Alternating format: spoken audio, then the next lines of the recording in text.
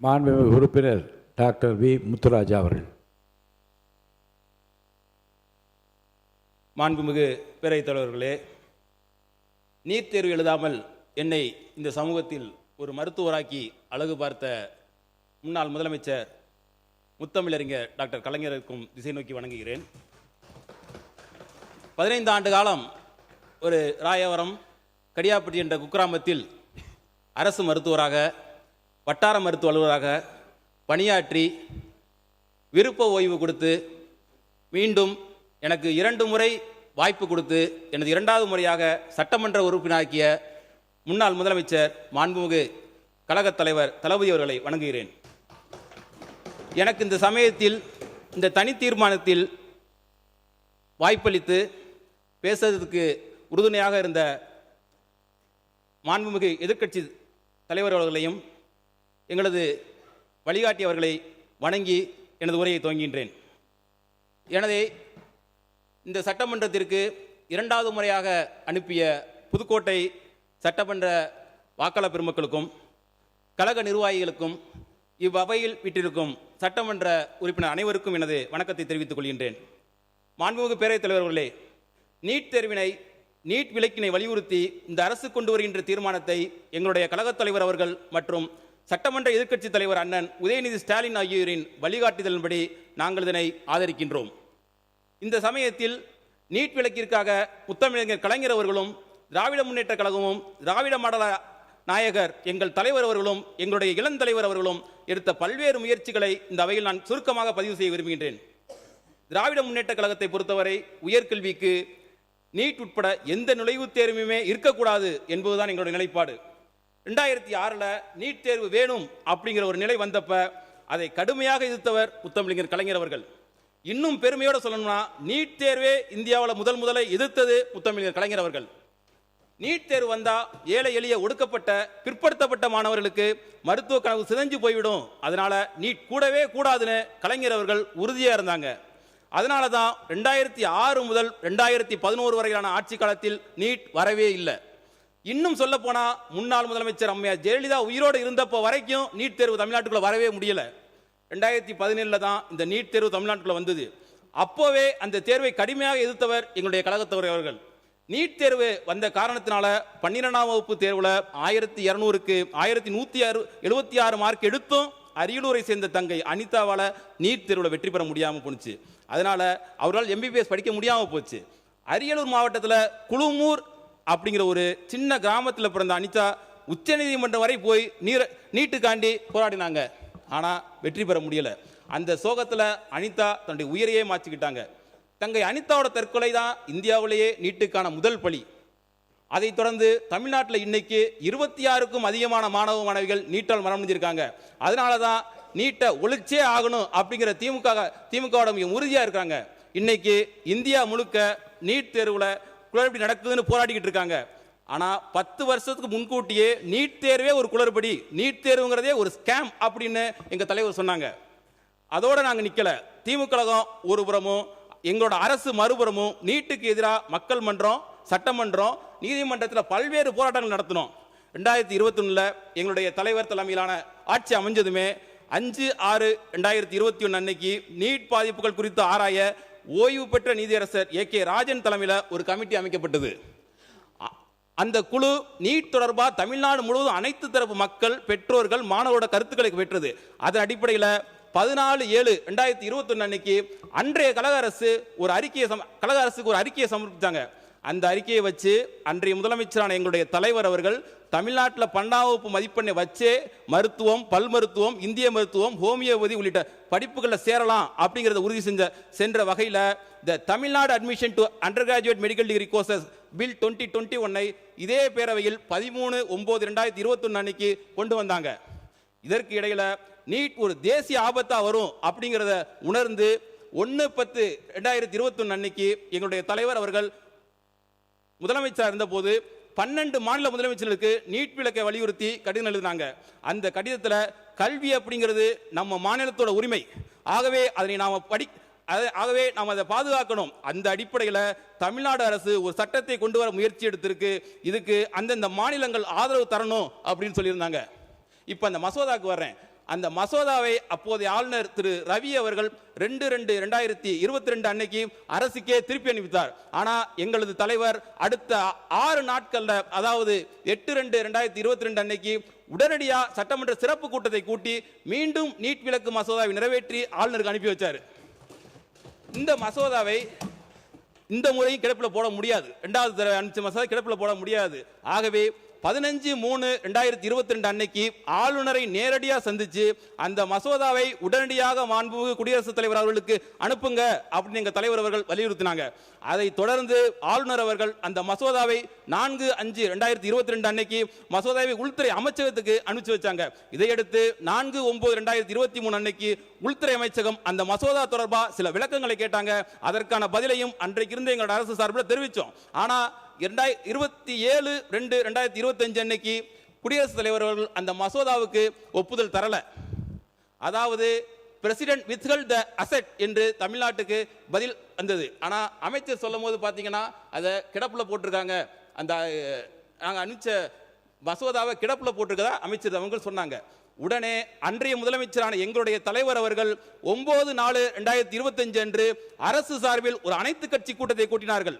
அந்த அனைத்து கட்சி கூட்டத்தில் எடுக்கப்பட்ட முடிவின் அடிப்படையில் அதை தொடர்ந்து தமிழ்நாடு சட்டமன்றம் ஒருமனதாக நிறைவேற்றி அனுப்பிய நீட் விலக்கு மசோதாவுக்கு ஒப்புதல் அளிக்கணும்னு தமிழ்நாடு அரசு சார்பில் உச்ச நீதிமன்றத்தில் வழக்கு தொடரப்பட்டது. அந்த வழக்கு இப்போதும் இருக்கு. ஆனா கழக அரசு நீட் விலக்குக்காக பண்ண இந்த விஷயங்களை பத்தி எல்லாம் இந்த அரசு கொண்டு வர தீர்மானத்தில் எந்த விவரமுமே இல்லாது எங்களுக்கு மிகுந்த ஏமாற்றத்தை அளிக்கின்றது.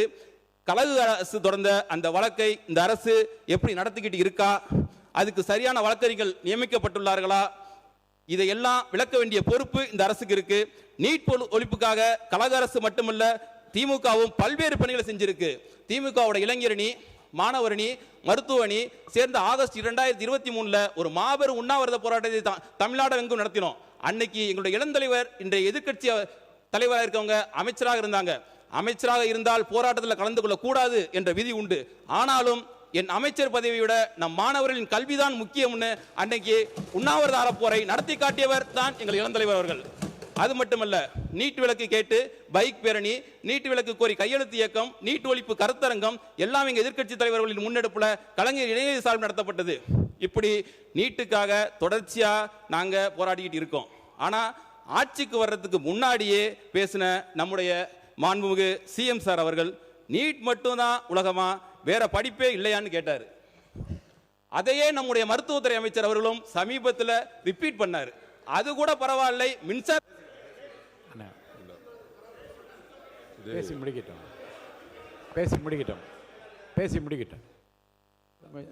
சுருக்கமாக பேசிடுங்க. நீங்கள் சுருக்கமாக முக்கியமான பிரச்சனைங்க, அது அதனால தான் சொல்கிறேன். ஓகே, அதையே நம்முடைய மருத்துவத்துறை அமைச்சர்களும் சமீபத்தில் ரிப்பீட் பண்ணாங்க. இது கூட பரவாயில்ல, மின்சாரத்துறை அமைச்சர்கள் ஒருபடி மேலே போய் ஒரு விஷயத்தை சொன்னார். பிளம்பர், கார்பெண்டருக்கெல்லாம் நிறைய தேவை இருக்கு, அந்த தொழிலெல்லாம் கற்றுக்கலாமேன்னு சொன்னார். அவர் ஏற்கனவே இருந்த RSS கொள்கை பாணியில குலக்கல்விக்கு ஆதரவா பேசியிருக்கிறாரு. அதுக்கு சமூக வலைதளங்களில் கடும் எதிர்ப்பு கிளம்பிருச்சு. இருங்க மாண்பு உறுப்பினர், நீங்க தீர்மானத்தை இருங்க சொல்லி முடிச்சிடறேன். உங்களுக்கு வாய்ப்பு தர போறேன். தீர்மானத்தை ஆதரித்து பேசுகிற போது அதை ஒட்டிய கருத்துக்கள் சொல்லிக்கொண்டு வந்து நான் அமைதியாக இருந்தேன். இப்போ அதை தாண்டி இப்படிப்பட்ட விமர்சனங்கள் நீங்கள் கண்டிப்பாக தவிர்க்க வேண்டும். ஏன்னா அப்போ பதில் சொல்லாவிட்டால் அப்புறம் கடைசியிலே சொல்லுங்கள் என்று அப்போ நீங்கள் சொன்னபடி நேரடியில் ஓடிக்கொண்டே இருக்கிறது. அப்போ எப்போ நீக்குவீர்கள் என்று கேட்கின்றீர்கள். அருள் கூர்ந்து தீர்மானத்தை ஆதரிக்கிற அந்த செய்தியை மட்டும் பேசி நீங்கள் முடிப்பது தான் பொருத்தமாக இருக்கும். இப்போ சொன்னதுக்கு அவங்க கண்டிப்பாக பதில் சொல்லவில்லை, நான் நீக்கி விடுவேன். பதில் சொல்லுங்கள். இந்த தீர்மானத்தை ஒட்டி தேவையில்லாத விஷயங்களை பேச மாண்புமிகு பேரவைத் தலைவர்களே. ஏனென்றால் தேவையில்லாத விஷயங்கள் பொதுப்பணித்துறை அமைச்சர் அவர்கள். மாண்புமிகு பேரவைத் தலைவர்களே, இந்த தீர்மானத்தில் அரசியல் தேவையில்லை, ஒருமனதாக நிறைவேற்றும். இது மாணவர்களுடைய எதிர்கால பிரச்சனை. தமிழக வெற்றி கழகத்துடைய தலைவர் தேர்தலுக்கு முன்பே ஏன் அரசியல் வருவதற்கு தங்கை அனிதாவுடைய மரணத்தில் பங்கேற்றவர். அதிலேயே அவருடைய நிலைப்பாடு தெளிவா இருக்கு. இதோட ஒரு 7-8 அறிக்கையை எங்களுடைய தமிழக வெற்றி கொடி தலைவராக இருந்து முதலமைச்சராக இருந்து எல்லா விதத்திலையும் தன்னுடைய அறிக்கையை கொடுத்திருக்கிறாரு, தன்னுடைய பதிவை செய்திருக்கிறாரு. இந்த நீட் தீர்மானங்கிறது அரசியலுக்கு அப்பாற்பட்டு நாங்களும் குறை சொல்ல முடியும். அதனால திமுக என்ன செய்தது, ஒன்றிய அரசியல் மத்திய அமைச்சராக இருக்கும்போது என்ன செய்தது, அதுக்குள்ள போக விரும்பல. இங்க அரசியல் பேச வேண்டாம், பழைய வரலாறை பற்றி பேச வேண்டாம். எல்லா உறுப்பினர்களும் தமிழகம் முதற்கொண்டு இங்க இருக்கக்கூடிய எல்லா கட்சிகளும் பிஜேபியை தவிர எல்லோரும் ஒரே நிலைப்பாடில் இருக்கிறோம். இந்த இடத்துல அரசியல் பேசாமல் இந்த தீர்மானத்தை திமுக வழிமொழிந்து ஒருமனதாக தீர்மானத்தை நிறைவேற்ற நினைக்கிறோம். இதற்கு மேல அரசியல் பேசினாங்கன்னா எங்ககிட்டயும் எல்லா ஆதாரங்களும் இருக்கு, நாங்களும் பேசுவோம். தேவையற்ற நான் என்ன சொல்றேன் பாருங்க, மாண்புமிகு பொதுப்பணித்துறை அமைச்சர் அவர்கள் சொல்கிற கருத்து ஏற்புடையதாக இருக்கும். ஆனால் எல்லா ஆதாரங்களும் திரும்ப விவாதங்கள் வளர்ந்து வரலாறு திரும்ப திரும்ப பார்க்க வேண்டியது இருக்கும். அருள் கூர்ந்து பேசுகின்ற உறுப்பினர் இப்போது சுருக்கமாக இதை ஆதரிக்கக்கூடிய கருத்துக்களை மட்டும் பேசி முடிக்குமாறு நான் கேட்டுக்கொள்கிறேன். முக்கியமானதான் தலைவரை பேசுகிறேன். வரலாற்றில் நாங்கள் இருக்கிறோம், அதனால நாங்கள் பேசுகிறோம். வரலாற்றில் இல்லாதவங்க எப்படி பேசுவாங்க? ஒரு குழந்தை இப்போ நேரடியாக இப்படி நீங்கள் பேரவையில் இப்படி நேரடியாக இப்படி பேசுவதை தவிர நான் அனுமதிக்க முடியாது. ஏற்கனவே நீங்கள் பேசிய பேச்சில் இந்த தீர்மானத்தை ஒட்டி இல்லாத இருக்கிற கருத்துக்கள் எல்லாம் அவைக்குள் நீக்கப்படுகிறது. மாண்புமிகு உறுப்பினர் பேசி முடிக்கலாம். சரி, ஓகே. ஒரு குழந்தை மருத்துவர் ஆகணும்னா ஆசைப்படுதுன்னா அதை தடுக்க யாருக்குமே உரிமை கிடையாது. ஆகவே முதலமைச்சரும் அமைச்சர்களும் மாணவர்களை பார்த்து நீர் தேடிச்செறிய முடியலன்னா விட்டுருங்க, வேற படிப்பை படிங்க அப்படிங்கிற தோணியில் பேசாமல் மருத்துவர் ஆனா கனவு காண்கிற மாணவரோட எண்ணத்தை சிதைக்கிற மாதிரி ஆகிடுது. ஆகவே அது மட்டுமல்ல, நீட் குளறுபடிகளை, நீட் வினாத்தாள் லீக் ஆனதை எதிர்த்து டெல்லியில் காக்ரோச் ஜனதா பார்ட்டி மிகப்பெரிய போராட்டத்தை நடத்தினாங்க. அந்த போராட்டம் நாடு முழுவதும் பரவிச்சு. உண்ணாவிரதம் இருந்த சமூக ஆர்வலர் திரு சோனம் வாங்சுக் அவர்களை எங்களுடைய துணை பொதுச் செயலாளர் திரு ராசா அவர்கள் போய் ஆதரவு தந்தாங்க. சிஜேபி போராட்டத்துக்கு எங்களுடைய நாடாளுமன்ற குழு தலைவர் திருமிகு கனிமொழி கருணாநிதி அவர்கள் நேரில் போய் ஆதரவு தந்தாங்க. ஆனால் ஏன் தாவேகா சார்பில் ஒருத்தர் கூட போகவே இல்லை? மாண்பு உறுப்பினர் தவறான கருத்து சொல்றீங்க. பள்ளிக்கல்வித்துறை அமைச்சர் அவர்கள். மாண்புமிகு பேரவைத் தலைவர் அவர்களே, ஒரு நோய் தொற்றில் குழந்தைகள் இறக்கலாம், ஆனால் ஒரு தேர்வு முறையில் இத்தனை குழந்தைகள் இறந்ததையெல்லாம் அம்மா சுட்டிக்காட்டிய போது இந்த அரங்கம் அதிர்ந்தது. வரலாற்றில் முக்கியத்துவம் வாய்ந்த ஒரு நீட் எதிர்ப்பு சிறப்பு தீர்மானத்தை மாண்புமிகு சுகாதாரத்துறை அமைச்சர் கொண்டு வந்திருக்கிறார். அதை குறித்து பேசிய அண்ணன் அவர்கள் கூட எங்கோ பலனடைந்த ஒரு சில குழந்தைகளை சுட்டி காண்பித்தார். ஆனால் பலனடைகிற ஒரு சில குழந்தைகளை விட பாதிக்கப்படுகிற பல லட்சம் அரசு பள்ளி குழந்தைகளினுடைய நலனை கருத்தில் கொண்டுதான் இந்த வரலாற்று சிறப்புமிக்க நீட் எதிர்ப்பு தீர்மானம் கொண்டு வரப்பட்டிருக்கு. பெருந்தன்மையோடு இத்தனை அவதூறுகளையும் தாண்டி மதிப்பிற்குரிய மாண்புமிகு பொதுப்பணித்துறை அமைச்சர் சொல்கிறார், அரசியலை வைத்து இதில் பேச வேண்டாம், ஆக்கப்பூர்வமாக பேச வேண்டும் என்று சொல்லின பிறகும் கூட தொடர்ச்சியாக மாண்புமிகு உறுப்பினர் அவர்கள் அவதூறுகளை அள்ளி வீசுகிறார். நான் சொல்லிக் கொள்கிறேன், அரசியலில் அரியணை ஏறுவதற்கு முன்பே அருமை தங்கை இந்த நீட்டுக்கு எதிரான போரில் முதல் விதையாக விழுந்த அனிதாவின் வீட்டில் தரையில் அமர்ந்த மனிதர் என்னுடைய மாண்புமிகு முதல்வர். அனிதாவின் உடன் பிறந்த அண்ணன், உடன் பிறந்த சகோதரன், அனிதா வாங்கிய அந்த +2 மதிப்பெண்ணை டி-ஷர்ட்டில் போட்டு அலைந்த மாமனிதன், மணிரத்னம் மட்டுமல்ல உடன்பிறவாத அண்ணனாக நின்று கொண்டிருந்தவர் என்னுடைய மாண்புமிகு முதல்வர். மதிப்பிற்குரிய பொது உடைமை தோழர்களினுடைய தமிழ்நாட்டு அரசியலுக்கு பாலபாடம் எடுக்கக்கூடிய பால நிலத்தில் அந்த போராட்டம் நடைபெற்ற போது அந்த போராட்ட களத்திலே போராடிய அப்பாவி மாணவர்களினுடைய புகழை திருடக்கூடிய ஒரு கூட்டத்தின் மத்தியிலும் கூட என்னை அனுப்பி அந்த போராட்டக்காரர்களை பார்க்க சொல்லவர் என்னுடைய மாண்புமிகு முதல்வர்.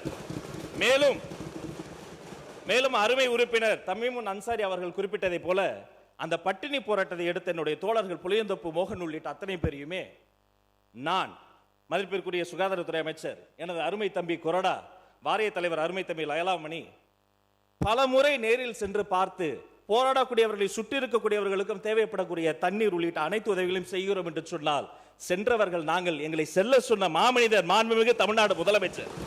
எனவே தயவு கூர்ந்து உங்கள் அரசியலை அப்பால் வைத்துவிட்டு இந்த வரலாற்று முக்கியத்துவம் வாய்ந்த இந்த தீர்மானத்தை வழிமொழிந்து இந்த மாமன்றத்தில் அனைவரும் ஒருமனதாக நிறைவேற்ற வேண்டும் உங்கள் மூலமாக கேட்டுக்கொள்கிறேன். பிளே ஸ்டோர் மற்றும் ஆப் ஸ்டோரில் இருந்து பாலிமர் செயலியை QR கோடு மூலம் பதிவிறக்கம் செய்யுங்கள். செய்திகளை உடனுக்குடன் பெறுங்கள்.